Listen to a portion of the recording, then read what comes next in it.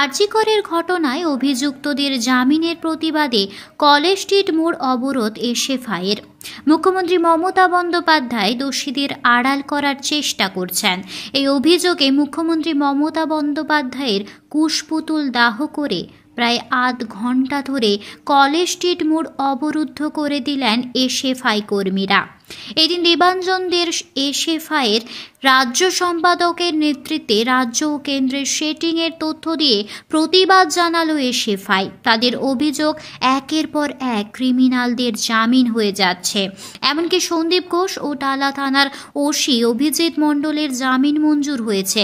এদিন রাজ্যের সঙ্গে কেন্দ্রের সেটিংয়ের ফলে অপরাধীরা ছাড়া পেয়ে যাচ্ছেন বলে অভিযোগ করলেন এসএফআইয়ের রাজ্য সম্পাদক দেবাঞ্জন দে। তার অভিযোগ, সন্দীপ ঘোষ ১ নম্বর ক্রিমিনাল, তার জামিন হয়ে যাচ্ছে। টালা থানার ওসি, যার বিরুদ্ধে তথ্য লোপাট করার অভিযোগ, তার জামিন হয়ে যাচ্ছে। তাদের হুঁশিয়ারি, কাদম্বিনী খুন ও ধর্ষণের ঘটনায় তারা শেষ দেখেই ছাড়বেন। যতদিন কাদম্বিনী বিচার হচ্ছে না ততদিন তাদের লড়াই চলবে। তারা রাস্তায় নেমে প্রতিবাদ জানিয়ে যাবে। শুধু তাই নয়, কাদম্বিনী বিচারের দাবিতে সেটিং হতে দেবে না বলে স্লোগানে মুখরিত হন তারা। তিলোত্তমা ভেবে না সেটিং হতে দেবে না, এই স্লোগান উঠে অবরোধ কর্মসূচির মধ্য দিয়ে মুখ্যমন্ত্রী মমতা বন্দ্যোপাধ্যায় এর কুশপুতুল দাহ করার মাধ্যমে এদিন দোষীদের ছাড়া পেয়ে যাওয়া নিয়ে তীব্র প্রতিবাদ জানালো রাজ্যের এসএফআই কর্মীরা। এই প্রীতিলতার এই মাটিতে সন্দীপ ঘোষের ঠাঁই নাই, এই প্রীতিলতার এই মাটিতে অভিযুক্তের ঠাঁই নাই। এই আমার মা, এই আমার মাটি, আমার মা, এই ধর্ষকদের হবে না, এই গুন্ডাদেরও হবে না, এই দুষ্কৃতীদের হবে না।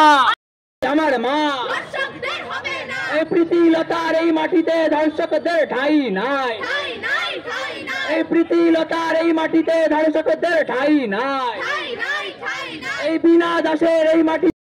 দাঁড়িয়ে আমরা দেখলাম যে এই ঘটনায় যারা মূল অভিযুক্ত, যারা পোস্টমর্টেমের রিপোর্ট থেকে শুরু করে গোটা ঘটনা তদন্ত প্রক্রিয়াকে বারবার দীর্ঘায়িত করেছে, বারবার সেগুলোকে যাতে ভুল পথে চালিত হয় তার জন্য উদ্যোগ নিয়েছে সেই সন্দীপ ঘোষ, আরজিকরের মূল মাথা যে আরজিকর কাণ্ডের, এবং টালা থানার ওসি, যে ওসির নাম এতক্ষণে সবাই জানেন, তাদেরকে একটি ধারায় জামিন দেওয়া হয়েছে।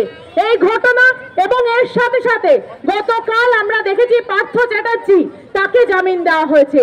আসলে গোটা রাজ্য জুড়ে দুর্নীতি থেকে শুরু করে দুর্বৃত্তায়নের যে ঘটনা ঘটছে, আরজিকরের ঘটনা যেভাবে আমাদের সামনে এই রাজ্যের শাসক দলের দুর্নীতির সঙ্গে ওতপ্রোত যোগাযোগ আমাদের সামনে এনে দিয়েছে, সেখানে দাঁড়িয়ে আরো একবার পরিষ্কার যে কাদের পক্ষে এই রাজ্যের সরকার চলছে।